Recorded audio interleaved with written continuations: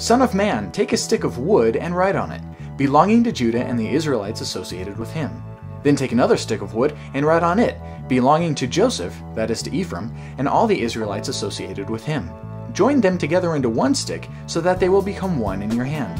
Mormons think this verse is talking about Joseph Smith joining the Bible and Book of Mormon. But if you read on for a few more verses, it specifically explains that Ezekiel is making a prophetic symbol about reuniting the kingdom of Israel, since it had been split, conquered, and exiled by the Assyrians and Babylonians. "And other sheep I have which are not of this fold, them also I must bring, and they will hear my voice, and there will be one flock and one shepherd." Mormons think Jesus is talking about Jews living on the American continents that he will visit after his resurrection. Setting aside that there is absolutely no evidence for these Book of Mormon transoceanic Jews, what is Jesus talking about? In the Old Testament, it's foretold that Gentiles will join Israel as God's people. After Jesus, the gospel goes out and does exactly that. Context makes it obvious that this is the meaning and fulfillment of the other sheep being brought in.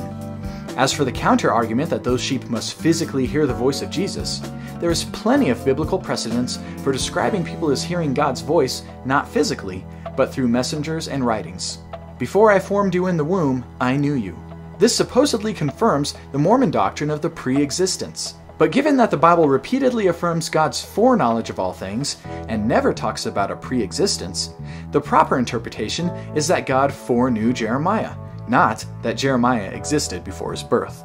Now the Spirit expressly says that in latter times some will depart from the faith. Mormons think this predicts the total apostasy of Christianity, laying the groundwork for Joseph Smith to come and fix everything. But look at that key word again, some, not all. Obviously, if only some depart, then some are still in the faith.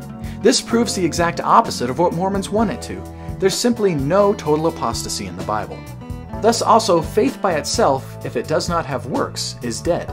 This would appear to support the Mormon belief that good works are required to earn your salvation. But the Bible is elsewhere crystal clear that salvation is not by works. Contradiction? No, works are an inevitable result of faith.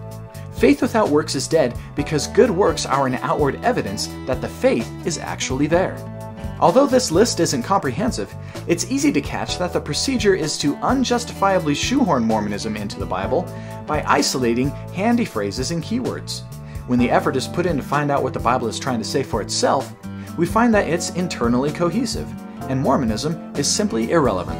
There's more at ldsvideo.org.